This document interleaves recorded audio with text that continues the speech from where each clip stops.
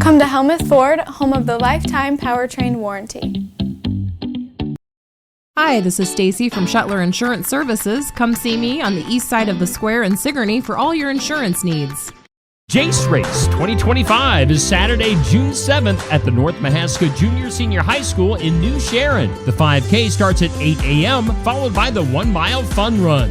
To sign up, use the links on the North Mahaska Education Foundation's Facebook page. Pre-registration guarantees you a t-shirt, but you can also sign up the day of the race. There will be some giveaways and first-place prizes. In memory of Jace Carrico, who passed in 2008, the Carrico family appreciates the community's support.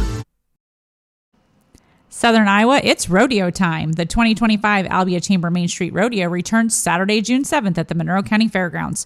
Rogue Rodeo brings us 8 thrilling events, a bull ride showdown, comedy from Ronald Burton, and the dazzling Diamonds and Dust performance. Gates open at 5 p.m. for food, fun, and high-energy action await.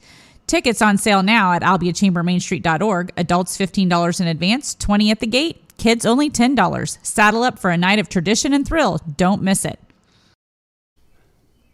Neil. Hey, man, what's up? You want to do some radio?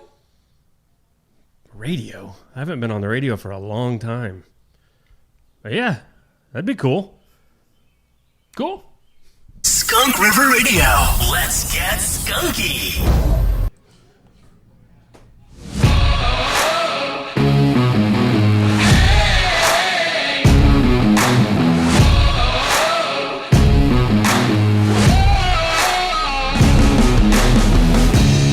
Hey, and welcome in. We are live from the Pizza Ranch in Oskaloosa, and we've got Tuesday Night Tune-Up. Yes, we are back on the air. My music won't stop for some reason, but you know, that's live video for you. Here, how about I do that? Get rid of it. So yeah, we are at the Pizza Ranch in Oskaloosa. Tuesday Night Tune-Up, back in the friendly confines of the Oskaloosa Pizza Ranch. Back with the friendly face. Oh, you thought I was going to say you, Saif Grafke. Back with the friendly face of Marla, the manager here at Pizza Ranch. Well, that'll work too. Saif, take it away. Okay, well, thanks, Steve, for that. So real quick, Steve, I did wear my red tennis shoes and my blue jeans. Maybe Marla's could whip you up a quiche Lorraine real quick. If no one knows what we're talking about, you need to go back and watch Just another morning show. Just another morning show. Some good times this morning to be had on there.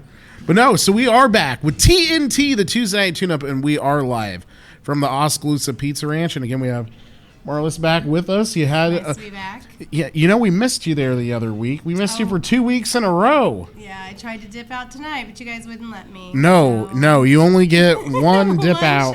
One dip out, and you took advantage of it early on. So. No, so Marlis is a little busier here tonight than normal, even though you have the Kids Eat Free. You do have another event that we have talked about, but it's actually happening here at the Oskaloosa Pizza Ranch tonight. It is, and it's fabulous. We can't keep up with everybody, but everybody seems to be happy with it. Was I not close enough? Hold on. We're making her get more uncomfortable with her getting closer to the mic. There we go. So we have our Community Impact Night for the Knoxville Nazarene Church Youth Group. We do still have 2 baskets for a silent auction bid, so you can call in and still bid on those. It's been posted to our Facebook page. These kids are getting ready to go to Texas for a missionary trip, so this is all for a great cause. We are blessed that everybody came tonight. Yeah, so. Absolutely, and that's just another great thing that Pizza Ranch does in our communities here. It's very amazing to see the work and the effort going back into our communities that Pizza Ranch likes to give. And if a group is interested in doing one of those community impact nights, what's the best way to go They about can that? call me. They can email Pizza Ranch. Go to our website. They can email the Pizza Ranch. They can come in. I'll do whatever for a community impact night. Anything that's going to help somebody else that needs it. Absolutely. Well, that's amazing. Well, we're going to let you get back to your busy night. Thank you. Out there. We're going to take a quick commercial break, and we will be back in just a few moments. Don't go anywhere.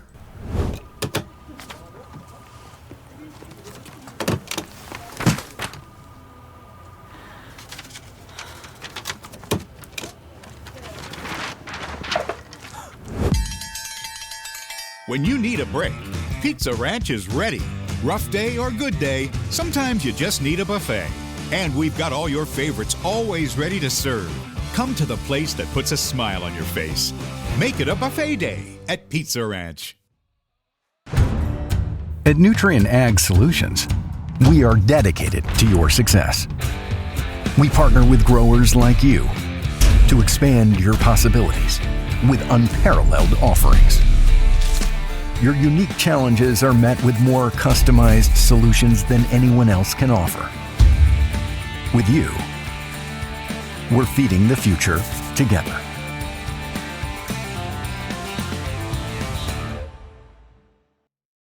If you've had a run-in with a deer, a fender bender, or any sort of accident with your vehicle, take it to Tony and the guys at Sigourney Body Shop at 210 West Clark Street in Sigourney. They'll get you back on the road in no time. And Tony will help you out with a free estimate. It's service with a smile at Sigourney Body Shop. Give them a call at 641-622-2022 or again, stop in at 210 West Clark Street in Sigourney. Julie's Homestyle Cafe at 216 South Market in Oskaloosa is a small place with a great big taste of home cooking. Established in 2009, Julie's Homestyle Cafe serves breakfast, lunch. You can have a slice of pie, dessert, and soft drinks. Julie's Homestyle Cafe is a veteran-owned cafe serving traditional breakfast and homemade lunch meals just like Mom used to make. Find more information at julieshomestylecafe.com or follow their page on Facebook. Hey, we are back here live on TNT Tuesday Night Tune-Up here on Steve Shetler Media, Facebook and YouTube. We thank all of our sponsors, including our host venue, Oskaloosa Pizza Ranch, also Nutrien Ag Solutions in Keswick. We've got Sigourney Body Shop, Julie's Homestyle Cafe, Copeland Auto Body, Sinclair Napa, as well as James Family Greenhouse and Sigourney Motors. Bunch of fine folks on board as sponsors for our show. Let's take it live back to Saif Grafke. Saif, you're surrounded by a couple of guys. I'll let you do the introductions. I am, absolutely, Steve. And yes, welcome back, fans, to TNT, the Tuesday Night Tune-Up. We have our interview of the night. This driver hails from Sigourney, Iowa, driving the number 88H Hobby Stock, Kale Hemsley. Kale, thanks for joining us on here tonight. Thanks for having me. Yeah, so Kale, real quick, we're going to recap last year we interviewed you, and then I think that Friday night, if I remember right, I saw it on the Comp Cam's Top 5 on Flow Racing. I believe you made it into the side of a parked Lexus or something of that nature. It was a parked Audi. Parked Audi, even better. How did exchanging insurance information go on that one? The race car doesn't have very good insurance. So. I bet it doesn't. It has a good bumper, though. Very good front bumper. Yes. So, no, that was wild, man. We had just, talking to you just a couple nights earlier, and then next thing I know, that pops up on my phone. I'm like, oh, that really actually happened. I couldn't believe it. Why don't you talk us through what happened there? Because that was interesting in and of itself. Yeah, it was a heat race at Marshalltown, and we were coming out of the corner, and I was working my way up, and I got hooked by the car on the outside, and he shoved me up and off, and we hit the grass, and it was like ice. I tried locking up the brakes, and then right in front of the Audi. Tried turning the wheel.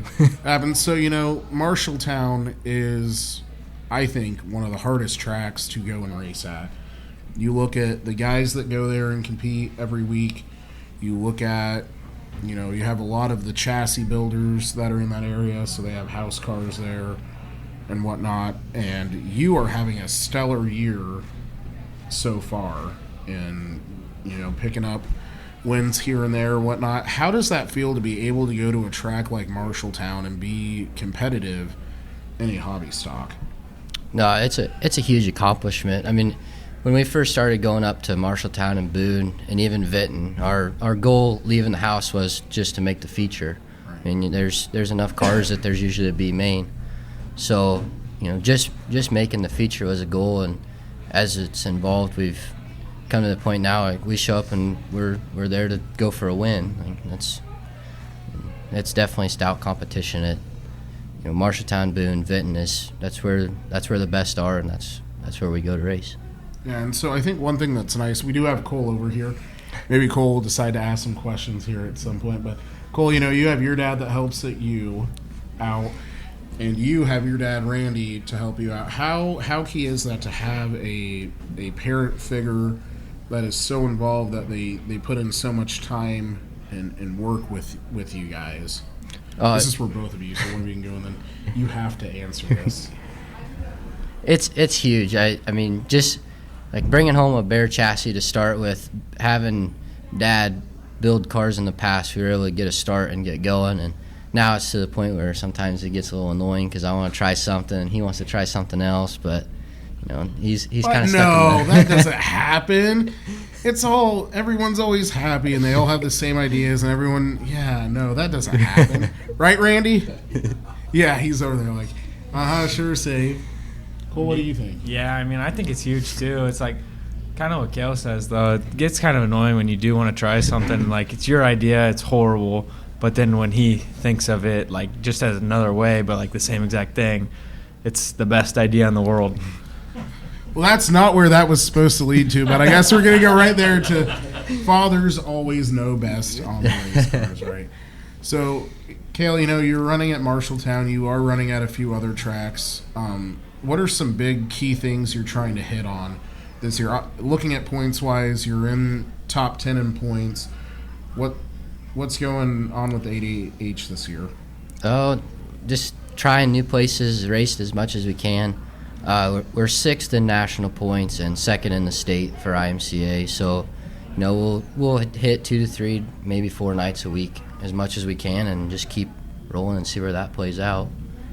Absolutely, and that's huge right there. I mean, points chasing is tough. IMCA obviously and arguably is the toughest class or sanctioning body to run a hobby stock in. Looking at the caliber of drivers, looking at all of that, and you being younger, and you look at some of these guys that have been doing it for 15, 20 years, even a little less than that, but you go up against that. How does that feel right now for the position that you're in? It feels really good. I mean, the hobby stock class, I think, is kind of designed to be an entry-level class, and anymore, I mean, it's a tough competition. I mean, you got entry-level guys getting in, you've got stock car guys coming back down, you got guys that have been in the class for several years, you've got your couple-year guys that are super fast. I mean, it's a tough class. So that is one thing I want to talk about, and I'm gonna open this to both of you guys and your thoughts. So we have seen something that you're talking about here happening a lot of, that hobby stocks was kind of designed for guys that can't afford necessarily a stock car, or younger drivers that are wanting to get with something that is kind of rear wheel drive compared to like a front wheel drive. But you're seeing these guys, and I'm not going to point out anyone in particular tonight or anything like that. We're not going to do that. But you're seeing these guys that went from hobby stocks. I'm going to just say graduated as a term. They went to stock car, really good success in stock cars. Or maybe they have a stock car and a hobby stock. They're running at tracks and stuff and whatnot. And then you see them coming back to hobby stocks. How does that make you guys feel? Do you think that kind of is like, why are you doing that? Like, you moved up, you should kind of stay there. What's your guys' thoughts on seeing that? I mean, I see a little bit of it, but also, I mean, it's a pretty good accomplishment when you can run with them or beat them. I mean, if they were in the next class up and they come back down. So it just kind of gives you a goal of where you want to put yourself and what you want to push yourself to do. Yeah, I mean, it's kind of one of those things. It's like, did their funds run out from running the stock car, or do they just not like working on them as much? So it's kind of just one of those things that, I understand it, but you were up there, so why wouldn't you just stay there? Like, take a break for a while if you don't want to do the work or can't afford it. Just take a break for a little bit and come back to it. Okay, so funding. That is a good point, Cole. And one thing I want to bring up with funding-wise is we have seen XR run big late model races, big sport mod races. They are running a 100,000 to win sport compact race at Kokomo over in Indiana, which is the most absurd thing I've ever heard of in my entire racing career, as though it's a lot shorter than most. That is wild. Why do we have no one doing anything for hobby stocks? Am I just the only one that feels that way, that I feel hobby stocks get absolutely axed out of everything, or? Yeah, I mean, they kind of do. It's like you see all these classes weekly racing. They go run for like stock cars, sport mods, and modifieds. They're all running for $1,000, and you got hobbies that are running for like $450 or $500 on like a big paying show. So it's kind of one of those things. It's like, why aren't they running for like $750? They're just a class below stock cars. And if sport mods and modifieds are running for the same amount, it should be about the same thing. And it's just as hard to win a hobby stock race.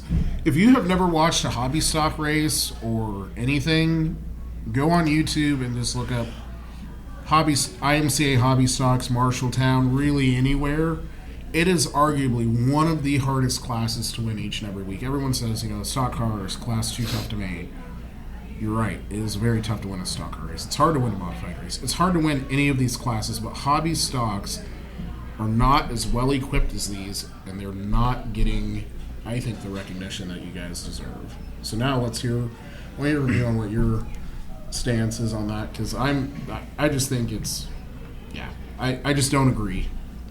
Yeah, I mean, we haven't seen the 100,000 to win show yet or anything like that, but every once in a while, there's places that'll throw in some good money. I mean, we can be 1,000 to win. Marshalltown was 3,000 to win for that Harvest Hustle last fall. So, I mean, it's kind of hit and miss, but I don't understand why we're not up there a little higher as far as like weekly pay. Like, we are putting on one of the better shows, and I mean, we're not that far behind everybody else. There's a lot of technology going into the hobby stocks, just as much the other classes. Absolutely, and that's one thing that's changed a lot in hobby stock is technology. And I think the big thing was a couple years ago is when the tire that everyone was using was a Primewell. They were very well known on the hobby stock side. They got axed, COVID ruined everything, yada, yada, yada. What are you guys seeing now on a tire side that's different than when they had the Primewells? Is it better, worse, and different at this point by now as technology is trying to catch up with that? What are you seeing? I think everybody's kind of found their tire. I mean, at first, a lot of people didn't know what to do. It was kind of a rat race, and I think everybody's kind of settled in and figured out what they like to run. You pull in, and a hobby stock will go by on a trailer, and like, oh, what kind of tires they run? And everybody's got something different on. I mean, they're running 2 of this and 2 of that, or 3 of these and 1 of those, and it's just everybody's kind of finding that tire that fits them. Because if I'm wrong, really it seems, at least what I've seen, the 2 big ones were Kenda and Firestone. Has that changed some? Anyone? Yeah, you see a lot of the Kendas. There's some Advantas. There's a Douglas. I'm not even sure. There's a Foursome. There's some different random ones out there that I'm not even sure what the name of them are. Milestar. Oh my! So just guys are just for the most part they're finding. It's still kind of in that testing stage. I want to say, trying to find the one that actually works the best. Yeah, it's definitely not like the Primewell. I mean, when the Primewell was a thing, I think every hobby stock was on Primewells, and now you got a lot of different tires. And do you think that's helping or hurting? I'm not sure. Is it kind of? I mean, because I don't want to say it was level when there were Primewells, but that was just the standard, and now it seems like there really is no precedent standard. Have you noticed a difference when you were testing tires? Is one a little better than the other, or Randy's over here shaking his head? Yes, yeah. Yes, Safe. What did you see? Well, when we first we weren't sure like what to run. We were kind of just looking for tires. I ordered just like 5 or 6 random 205 70 15s, and we had some that were garbage. I mean, they just chunk out right away, or they wouldn't even get a night on them. And we found some good luck with the Kendas, the Douglases, even the Milestar's not a terrible tire.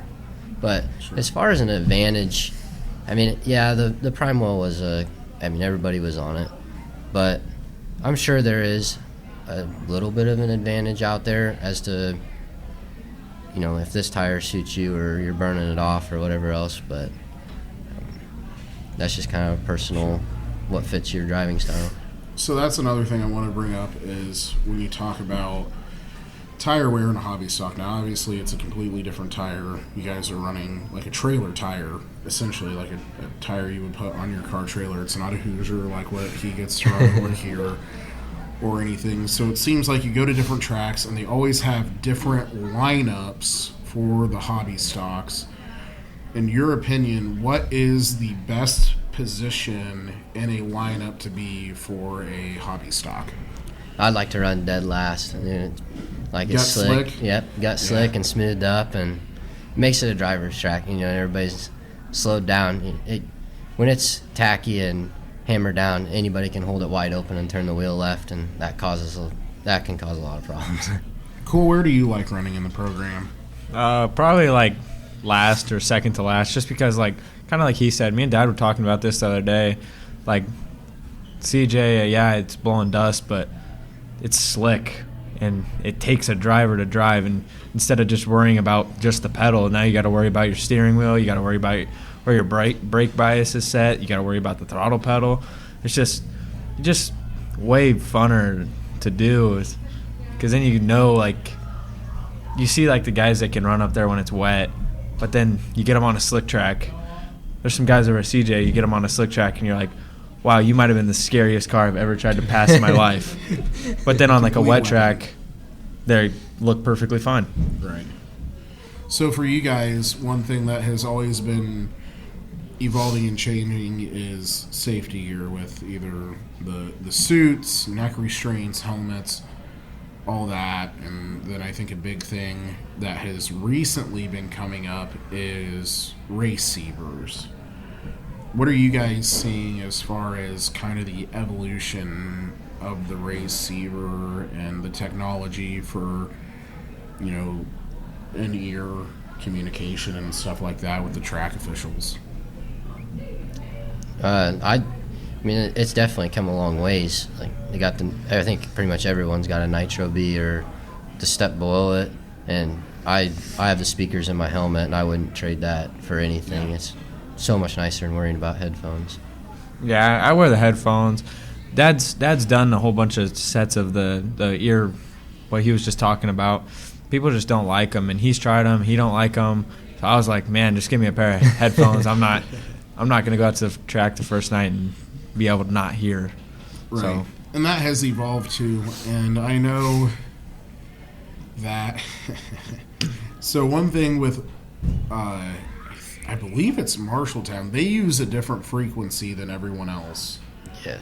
Correct? Yes. So on a Nitro B, you can have different pre-selects, correct? Yeah. So I don't know if either of you know this, but at Oskaloosa the other week, there was a issue with someone that had a Nitro B that also happened to run Marshalltown. And when they rolled into tech, the tech guy had never seen a Nitro B where you could have different channels pre-selected, and they thought one of their channels was a channel that someone else could communicate with them to inside of it. What do you guys think about that? I mean, are we really seriously getting to that point where that could be something because of them having different pre-selects, or what do you guys think about that? I think that having a spotter or someone to talk to you is just a huge advantage, because then I know Dad signals me and stuff. I try not to watch him just so I can focus on the race, but if I know I got a decent lead or no one's door to door with me, I'll take a look at him. But the other night when I won against Dylan, I saw he showed his nose to me high, so I was like, man, I got to go up there and give it a shot, and then did it, and then yeah. Dad's like, that's exactly what I told you to do. So some people kind of thought that he was using a thing to tell me where to go, because I lane changed like that the next lap when I saw Dylan's nose. But it's you just got to use your brain, and you got to know when to move. If you see someone's nose, you got to move. So, do you guys feel like that's what do you think is the hardest thing about being on a track and you're in first, and then you see another car either on the high side or low side? What's the first thing that goes through your brain? There's a faster line than the one I'm in. Yeah, exactly. And so then you talk about, you have to change lines or block, something like that. How hard is that sometimes? Do you really want to do that, or do you really want to try to stay on your line? I mean, because it's a really tough decision, I feel. So in your guys' opinion, what is the key thing to do there? Kind of depends on the night. I mean, Sunday night at Vinton, we took off and Brad Graham was 5 car lengths ahead of me on the bottom, and the whole time I'm thinking, man, I should probably be down there, but I felt like my car was pretty good on the top, and luckily I just stayed up on the top and was able to pull off the win. So I think it just kind of depends on the night and how much pressure you're getting and where the pressure's coming from. Yeah, I mean, like he said earlier, you know that there's a faster line, but to move down and you know that there's a faster line and you've been running this line the whole race, it's like now you got to go adjust down there. You might have to turn some rear brake into it, might have to turn some front brake into it. Then at that point, you might just be screwed just because then there goes that whole lap and they might be faster than you that one lap that you lane change, and then they might just blow around you. Like, I know Dad, sometimes he'll go down, like he'll show someone his nose, and then they make it think that he's down there, and then he oh boy, he's giving away all his secrets over here. I hope your dad isn't watching. Be all right. It'll be all right. You just don't have a car when you come home. I think I just got a listing for it for sale on Facebook. No, I'm kidding. So that's one thing is you're talking about you get to add rear brake, all that, Mr. in a sport mod over here, all that. Hobby stocks, you get none of that. No. You have just the stock power steering, trailer tires, all that. So how much harder, because I don't think everyone knows this, how much harder is it to drive a hobby stock? What's a typical, let's just say, what does a typical lap look inside of the car from your perspective at Marshalltown as far as, and they're having to saw the wheel? Yeah, it's definitely a lot more hands on the wheel. I mean, but if your hands are out of control, then your car's probably not going anywhere. But I mean, yeah, it's a lot more. You gotta be up on the wheel a lot more. And I mean, you don't have brake bias, so you gotta feel it with your foot and how much you want to do, and kind of change pads or rotors or something to try and get an advantage somewhere, one place rather than the other. But yeah, absolutely, and that's hard. And a hobby stock is so much different than anything else. And I don't think people necessarily realize that. So the big thing is, what skill level does it take in a hobby stock to throw a good, clean slide job? I don't even know if it's possible. Like, I have seen some nasty, dirty sliders. I have seen some absolute dirt nasty ones for $500. I mean, you have to be confident that you're clear. And there's guys that can do it and they can clear it and it's no problem. But then there's guys that try and pull a Hail Mary and they end up junking 3 race cars, and that's not worth it. Like, you gotta be confident and know that you're gonna clear them. So last year on the show, I was talking with someone, I think it was Kyle Harwood.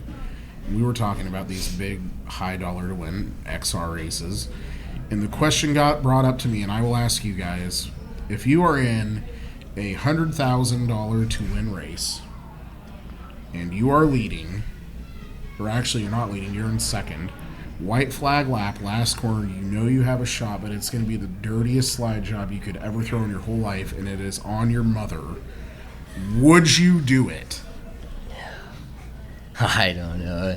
That's kind of a time and place. I mean, you have the opportunity. You know that you can either, it's literally going to be, you're going to win and put your mom into the fence, or you're going to have to come second, and you're going to have to hear it from your mom the rest of the life that you let her win because you wouldn't throw a slide job. I suppose they're going to give it a Hail Mary. Cole? No, I probably wouldn't do it. I'd probably. Oh my gosh! I'd probably go for a half slider and drive it up to their door, and then hope that they mess up just because it's $100,000 on the line. I hope they You mess are up. your mom must love you. It's one of those things. I don't really want to drive someone dirty because I know second probably pays what $50,000 in those races. So either way, I'm going to be $50. Yeah. $50. Now $50. We might be talking a little bit dirty here. It might be a 3/4. We might give her a little bit of a tap. Oh my! So Kale, it takes a lot to keep these cars going. It's not just you and your dad. It takes it really does take a village to keep them going. And I know that you have some incredible people that help make your car go each and every year. Who do you want to thank? I'm gonna pull out my list here. I don't want to miss anybody. He's got a list, folks. That's when you know they're good, when they have to bring out a whole list of everyone that helps them on the car. Hey man, I've never had an interview and I remember them all off the top of my head. Oh, my future Are you winning. sure you did? Oh, 100% I did. 100%, huh? My grandpa says I didn't, but I think your grandpa's right. No, my grandpa's like, you forgot me. I was like, dude, I know for a fact I said you, but whatever. I don't know. Did you? All right, you got your list pulled up here. My mom and my dad and my grandparents, I wouldn't be doing it if it wasn't for them. And then Sigourney Body Shop, Schroeder Graphics, Hoover Racing Photos, Weber Power Sports, Signs Plumbing. Jay lets me off to go racing all the time, and that's huge. I mean, being able to leave and travel, that makes it worth it. Trimble Backhoe, Landgraby Lawn Care, Vans Racing. Cole's always there in a pinch. Attaboy, Cole. Attaboy. Weir Mini Storage, Baumert Farms, Seth Dickey Trucking, Brothers Market, Minky Livestock, and Sharky Frame, Goldfish Shocks. Don helps me out a lot too. Really? Oh yes. Vanderbilt Auto, Big Johnson Racing Chassis. There you go. Well, yeah, Kale, we want to thank you for coming on here tonight. Cole's over here. You're getting me distracted again, darn it. No, but we want to thank you for coming on tonight and talking with us and giving us a little insight on everything that's going on with the ADAH team. And if someone's watching and they either want to find out more about your team or they want to catch you at a track, why don't you tell us a little bit about everything you have going on social media and then what tracks you're going to be at? We got Hemsley Motorsports on Facebook, and I usually try and post on there like what the week plan looks like and the results and stuff like that. And then we'll be Marshalltown probably weekly, Benton weekly. We'll throw Boone in there once in a while, maybe Independence again. Just kind of go from there. We'll probably go back up to Stewart once or twice. Yeah. A lot of good tracks. Takes us. There's a lot of good hobby stocks at all those tracks, and you're having a great season so far. We want to wish you the best with the rest of the season. And real quick, though, I have one last question. So social media has become such a big thing in everything, business, private life, everything. How important is it to keep a good social media going while trying to keep a good race team going? Sometimes you get stretched pretty thin. No, I just started doing like week recaps. Can't post every night because I'd be way far behind. Yeah, it is a lot. It's hard to keep up on a good social media side, but I've seen it. You do an excellent job, and yeah, everyone make sure you check out Hemsley Motorsports on Facebook. Kale, thanks again. We're going to let you get back to it, get the hot rod tuned up for all the racing you have this week, and again, just good luck from us here. Do not run into a parked car this week. I don't need to see you on Comp Cam's Top 5 again. Yeah. Thank you for having me, and we're not going to do that. All right, sounds good. All right, folks, we're going to take a quick commercial break, and we will be right back here with some racing results with Cole here in just a few minutes. Don't go anywhere. At Copeland Auto Body, we strive to be the area's consistent provider of advanced collision repair. We want all of our customers to have a stress-free experience when they bring their car to Copeland Auto Body. Give them a call at 641-653-2140. Find them online at CopelandAutoBody.com. Copeland Auto Body, located in Hedrick, Copeland Collision Center in Oskaloosa, and Copeland Towing and Recovery in Sigourney. For auto body and towing for Hedrick, Oskaloosa, and Sigourney, see Copeland Auto Body.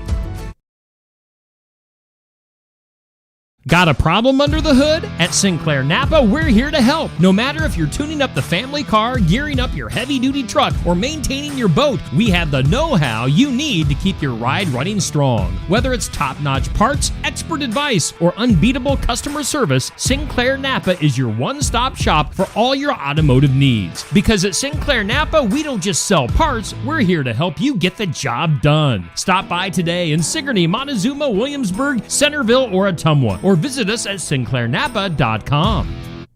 Stop by James Family Greenhouse and Produce in Sigourney. They have a variety of hanging baskets, annuals, shrubs, perennials, trees, mulch, and vegetable plants. Plus, you can spruce up your landscape with yard decor or decorate the inside of your home with home decor. James Family Greenhouse is also a great place to stop in for some gift ideas. You gotta stop in and see it all for yourself. James Family Greenhouse at 701 East Jackson in Sigourney. And be sure to follow their page on Facebook. Sigourney Motors is a great place for quality used cars and trucks, and most vehicles are priced under $10,000. Right now featuring a blue 2012 Ford Fusion all-wheel drive.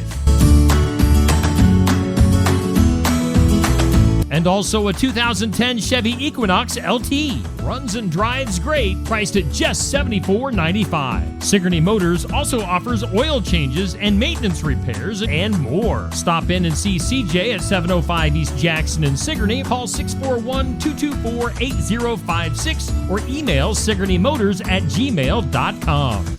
Hey, we're back here live from the Oskaloosa Pizza Ranch for Tuesday Night Tune-Up, TNT, getting you ready for the race week ahead. Again, we do thank all of our sponsors, including our host venue, the Oskaloosa Pizza Ranch. Of course, a kids' night on Tuesday nights, and they're always doing great things with the community, so get in here to the Pizza Ranch. Also, Nutrien Ag Solutions in Keswick. We thank Sigourney Body Shop, Julie's Homestyle Cafe, Copeland Auto Body, Sinclair Napa, as well as James Family Greenhouse and Sigourney Motors, all big sponsors here on Tuesday Night Tune-Up. Well, we're down to just two now. We're losing people as we go. We are down to Saif and Cole. Guys, take it away. Welcome back as we talk about some results that have gone on around the world of racing over the last week. And Cole, I know you have some exciting stuff you want to talk about from last week at the Southern Iowa Speedway, as we saw some drivers return to victory lane multiple times, and we saw some new people win, and we even saw your dad in victory lane. Why don't you go ahead and tell us about that? Yeah, Dad picked up the win last Wednesday. He was traveling Monday, Tuesday last week, and then so then it was kind of on me to get the car ready and get tires ready and all that and have everything ready to go. And then that night I forgot to load up the 3 extra tires for our heat race because we were running some tires in for the feature the next week, and I kind of forgot those at the shop, and then had to call Mom. She bailed me out luckily. So you forgot 3 tires? Yep, I forgot to put them under the back of the car. I put them in I put them in the shop where I was like, man, no way I'm forgetting these. Yep, load up the trailer. That's how it always goes when the guys that are tightening down their loads with the ratchet strap say, that'll do. Exactly. And then, I got out there. I was setting tire pressures. I'm like, hey, you load those other 3 tires? And Dad's like, what are you talking about? I was like, you're running my tires in for this week. And then he's like, oh, yeah. And then I was like, oh, so those other ones were at the shop. He's like, yeah, so we were scrambling to try to find whose truck or car I could borrow. And then it was like, man, I was like, I'll just call Mom. I just saw that she got home. She'd be all right for her to leave again real quick. And then I bet she was thrilled. Yeah, I don't think she was overly mad. She was kind of like, man, you guys would forget your heads if they weren't tied to your head. So I believe that 100%. So you got the tires, though. He went out. He picked up the win. That had to feel good after forgetting the tires. And, we saw some new winners. A new winner in victory lane. Why don't you tell us who won in the Sport Compacts? Colton Zapital. He's one of my really good buddies, and it's really cool to see him get his first win. I think it was his first ever win in the Sport Compact stuff. So, yeah. And then we saw some returning drivers. I'm having a little choke up over here. Why don't you talk about who went back to back? Hobby stocks and stock. I think Dustin Griffiths. I was talking to Matt. Wait, Matt, you think or you know? I know. I'm almost positive. I was talking to Matt DeYoung right before, during that. Got Safe dying over here, but I am. We should be all right. It'll be okay. I was talking to Matt DeYoung right before the yellow on where they were running because Dad's feature was up next, and Matt's like, "Do you know where he's running at in 3 and 4?" I was like, "I think he's running on the top." They said Dustin's running the top all the way around, so then he tells then he told McGuire to go up to the top in 1 and 2, and then he put it in the wall. So I was like, man, I kind of feel bad that I... Way to go. So not only did you forget the tires, you told McGuire to go high, he ended up in the wall. I was kind of like, man. We're just going to turn this into the... Instead of this being the results, we're going to turn this into the blame Cole. Yeah. I'm kidding. You're doing great. Oh, I try. You're learning. I mean, it's your first year behind the wheel. Yeah. You know. And that's difficult when it's your first year and everything. But so you told Matt to tell McGuire to go high. Then what happened? Well, he was running the bottom in 1 and 2, and then he asked me in 3 and 4. McGuire was already on the top, so I don't think I really caused him to go up there. But you didn't. I think McGuire kind of second guessed himself on if he was clear or not, and then when he realized that he was clear, he already sent it in there too hard. And with the sport mod, yeah, you can do that. With the stock car, it's like you got no side bite, so it's kind of hard to send it in there real hard and throw a slider in one of those, because then you really never have right rear traction. I mean, you do, but you don't. Well, and you know, the thing was, he wasn't the only car that went into the wall. Steve Byers went in there pretty hard in the B17 car as well. Took a little bit of a tumble there. Wasn't that his son? Was it? I'm getting told yes. I thought it was... yeah, that's right. Steve... Because yeah, I think Steve is running a vintage car now or something like that, and then I think he's planning on handing the wheel over to his son. So I think he got some laps down at Eldon the Saturday prior, and stock cars are tough. It's tough, especially in those situations where it's kind of do or die almost, and it's a tough track, especially when it gets a little dry, gets a little marbly up there. Yeah, but like you said, without that side bite, that makes a big difference, especially in a stock car. Yeah, I don't know if I'd ever hop in one, but I mean, if someone offered me, I'd probably be like, there you go, folks. If you have a stock car ride and you're looking for a driver, this guy right here, he'll fill the seat. Yep. I mean, I could probably go double duty a night. I don't know how much really? Dad... I don't know how much Dad would like it, but... I don't think he would. No. He's kind of... I mean, when I'm in the... Normally, like, when we're talking about setup changes, the other night we were talking about doing a couple things. He's like, I don't know if I want to do that. And I was like, what's the worst thing that's going to happen? We get past the first lap? He's like, yeah, you're right. Let's try it. You know what? I think that would be pretty entertaining for you and your dad to race stock cars against each other. Oh, he'd run circles around me. What? You think so?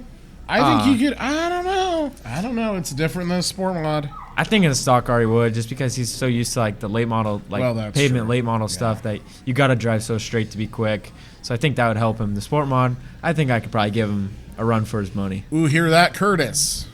That's it. We're gonna have to have a showdown here at like Columbus Junction or something against you two. Now, I would go out of my way to make sure that I saw that. I'll film it live on Steve Shetler Media. Curtis versus Cole. A 2-lap shootout. No, 3. 3-lap shootout. You think that would be fair? Nah, Green, white, checkered? I think we got to go 20 laps. Just 20? I think once he gets wore out, I think that's where I'm going to shine. Because last time he raced CJ, he's like, man, I had fun, but man, am I tired now. So it was like, yeah, I think I could hold him.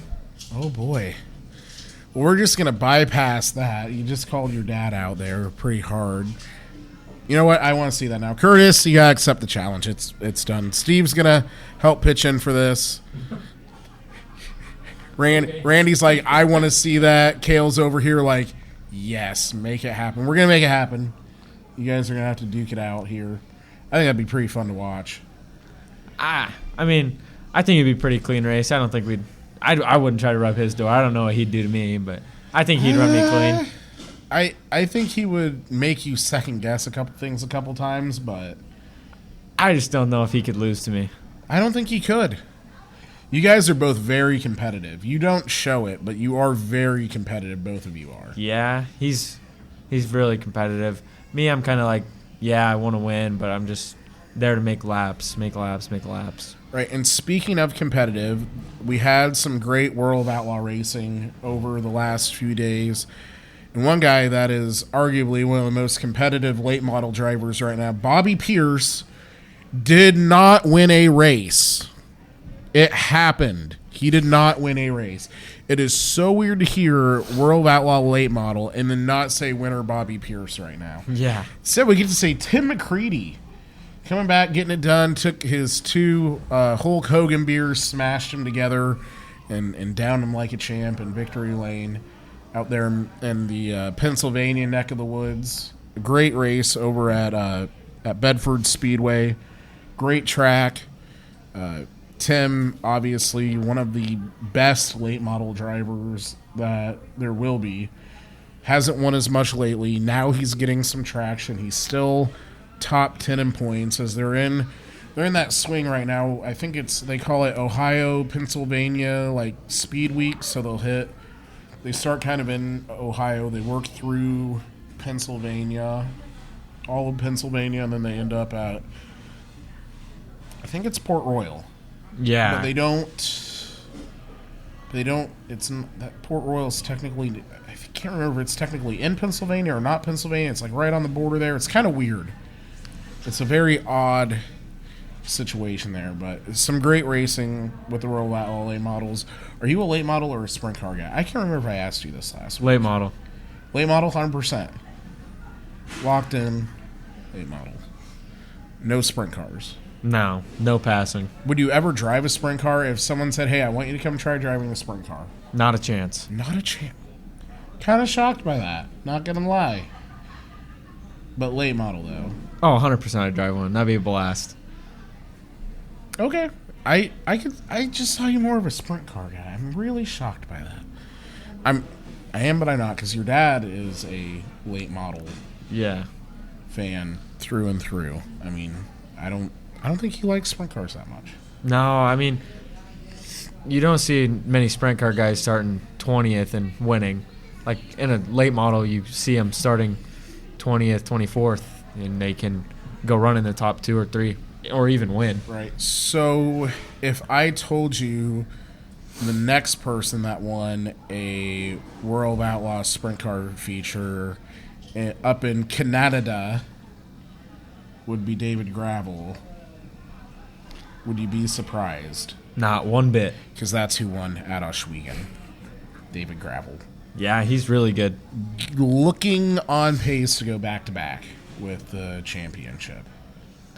Yeah, he definitely can. He definitely has the ability, that's for sure. Now, if I told you that there is a race going on tonight in Pennsylvania, and a guy that just picked up $1 million in the All-Star race after Michael Waltrip dropped the yellow flag on the track in the middle of the race, good job, Michael, is now running a sprint car tonight in Pennsylvania, would you believe me?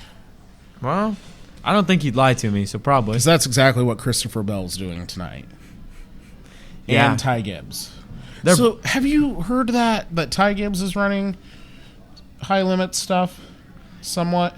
Yeah, I mean, I've seen he's ran a couple of the races. Did you know this, that Ty Gibbs has never ran a sprint car up until now, and he has qualified out of his heat races both times into feature events with the high limits, which is now arguably one of the toughest features to get into, and he has made it both times and has not drove a sprint car up into that point. Yeah, that's pretty crazy. No, I mean, the thing is, he doesn't have necessarily the cup wins yet or anything, but you see him get into some of these other cars and things he's not used to, and he is very competitive in them, which is crazy to think of. Yeah, you'd think pavement would be. Everyone talks about how pavement's so easy, but I don't know. I think pavement's probably honestly harder than dirt, just because you gotta hit your marks every lap, and if you don't, you're 2/10 off the pace that lap. So next year, the High Limits is doing something a little differently. Brad Sweet and Kyle Larson run that series, arguably probably the best up-and-coming traveling sprint car series to happen. And next year, they are going to do franchise tagging, like the Cup Series. So there will be different franchises within the High Limits group. Opinion on that? Yeah. I mean, if they do that, it'll probably be one of the biggest racing series to ever happen. I mean, they already pay so good now. If you have a big title sponsor like that, it's just going to pay's just going to keep going up and up and up, and World of Outlaws probably won't last much more than 4 more years. So here is my thoughts. I had to grab the mic because it was appropriate for the situation. So here is what the brain of SG is thinking on this, Cole, and you can share your thoughts as I go on. So Brad Sweet and Kyle Larson are arguably 2 of the best to get into a sprint car. Brad Sweet, 7-time World Outlaw champion. Kyle Larson can get in about anything, probably even a hobby stock, and win a race with no experience in it. So you look at what they're doing with High Limits, and then you look at any traveling series. I don't care if it's World Outlaws. I don't care if it's ASCS. I don't care if it's Lucas Oil Late Models or XR or anything. What they are doing is arguably the greatest traveling series of anything to hit a dirt track ever that will happen, and it is in a lifetime that you and I are going to get to see. And the impact that they have already started, and the impact of the franchise tagging next year, how excited does that make you as a dirt track fan to know that we have something like this happening right now? Yeah, I think it's pretty cool. It opens like the doors for like the smaller guys and stuff, because then they can go run on those big tours like that, and then they can get their name out there faster, and then it's much easier for them to go get a ride and go drive a couple of races with like the big dogs like that, right, and top of the line equipment. Because I mean, like a guy like me or Kale is like not going to be having the top of the line equipment just right, because we don't come from money or nothing like that. So then my thing is, they're doing this in the sprint car world, and obviously it's new, it's exciting. And then you look at the World of Outlaws, and we're going to look at the Outlaw sprint cars, and we're going to look at the Outlaw Late Models, and Lucas Oil Series. We're going to look at all those right now. And you think about what they're doing in sprint car racing is affecting the World of Outlaws so much that they are grasping for anything that they can do. They are grasping to their drivers. They're asking people not to leave. They're trying to do this. They're trying to do that. And then you look on the late model side, and we've seen a shift there from the World Outlaw late models, and now it's kind of going more towards the Lucas Oil. What do you think the Lucas Oil of late models can do to keep affecting the way that High Limits is affecting the sprint car side? Just going to like tracks that everyone wants to race at, like in Eldora. Like you go to there, you're going to be bringing so many cars, and then they realize, yeah, this series, man, they pay good, and it's worth my time to go run with them. So it's.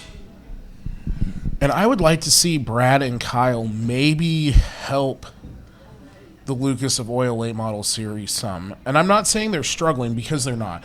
It's arguably the better of the 2 late model series, too. And I don't care what you say. It really is, because, again, the World Outlaws, the World Racing Group has been around forever. They do not change. They do not like to dictate out of their ways. They're not open to these new ideas as much when it comes to certain things. But if Kyle and Brad can help them at all, because really at the end of the day, if you look at it, they're all with Flow somehow. They're all hooked in with Flow. When Tony Stewart had bought Flow, and then all of that happened, and it became big, and now they're into like bowling and wrestling and all sorts of stuff.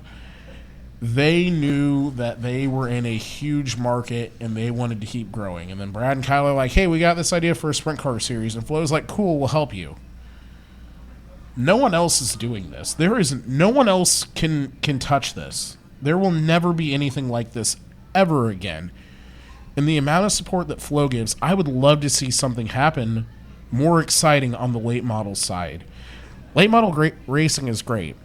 I went to the Dome last year. That was great. I've been out to the Dirt Million and watched Jonathan Davenport dominate out there and then back it up with the Dream that unfortunately rained out. But it's great racing, and you never have anything like this. And if the Lucas Oil Late Model Series can pay attention to what High Limits is doing and back that up on their end, it is going to be the two greatest traveling series that will ever happen. And then you look on the modified side, you have USMTS, and I love what Todd is doing there. It is a great series there as well. So now you can have an elite trio of 3 great traveling series, and that's going to happen in our lifetime.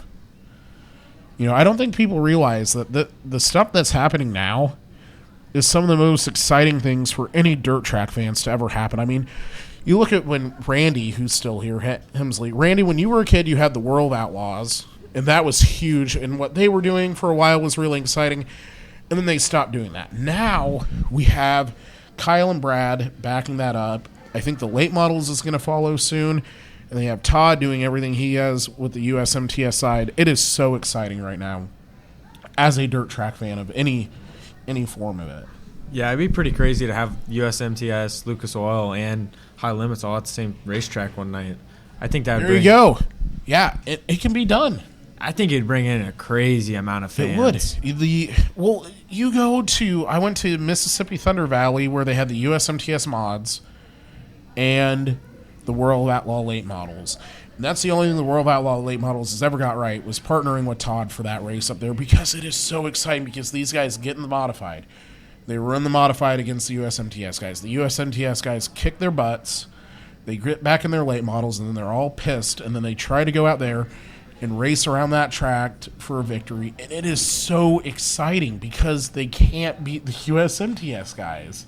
And then some of those USMTIs get into late models, and they can't win the feature, and it's a World Outlaw guy.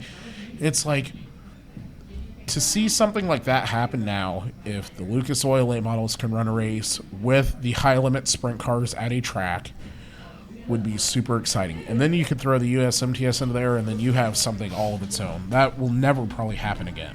No, that would be really cool if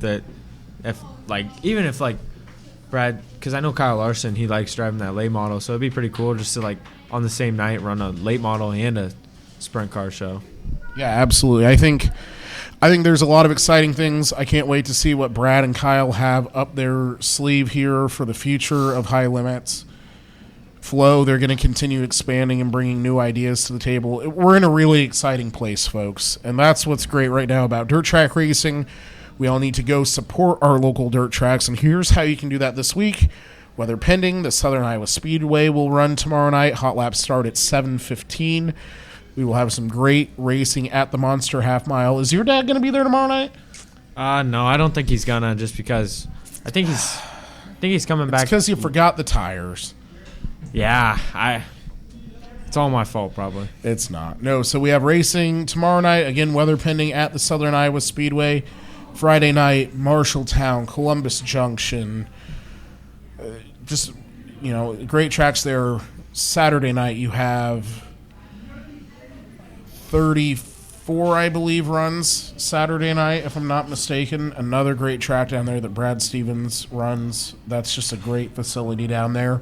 You can go to Knoxville Raceway and watch some good sprint car action. I know last week they had 41 410s, something like that at Knoxville, which is really good for a weekly show there. So there's great racing action. Just make sure, whatever area you're in, wherever you're watching from, find a local dirt track near you. It is so easy to do now with the capability of technology to find a track near you. Make sure you check out Steve Shetler Media if you want to rewatch any of this. Again, we want to thank our host venue, the Oskaloosa Pizza Ranch, and it's not up there again, Steve. I'm gonna have to talk to someone and get it here. You Is can it in slap front of the me happy today? hour. Happy hour, $9.99 buffet, Monday through Wednesday, 2 to 4, and on Thursday nights, come check out Wing Night here. Do you like wings? Yeah, they're I'm pretty getting good. too passionate about wings up here. They have an incredible wing night Thursday nights, $9.99, all you can eat wings. Make sure you get up here. Neil and I are going to have a wing eating contest here sometime. Not sure when yet, but it's going to happen. And again, we just want to thank the Oskaloosa Pizza Ranch. We want to thank all of our wonderful sponsors. We want to thank Kale Hemsley for coming on again. Make sure you check him out on Hemsley Motorsports on Facebook. Cole, you did a great job again tonight. Filling in for your dad. I'm sure he's proud and also really mad about all the speed secrets he gave out tonight. But we'll look by that tonight. Nah, we'll be golden. Okay, if you say so. Again, folks, we want to thank you again for tuning in to TNT, the Tuesday Night Tune-Up. We will see you all next week here live from the Oskaloosa Pizza Ranch. Hey, and you can also listen to this show after the fact in podcast form. If you don't have time to sit down and watch the video, you can always look up Steve Shetler Media wherever you get your podcasts, and it will be going up here shortly after the show concludes. We do thank, again, Oskaloosa Pizza Ranch, Nutrien Ag Solutions in Keswick, Sigourney Body Shop, Julie's Homestyle Cafe, Copeland Auto Body, Sinclair Napa, James Family Greenhouse, and Sigourney Motors. That'll do it for this week's show.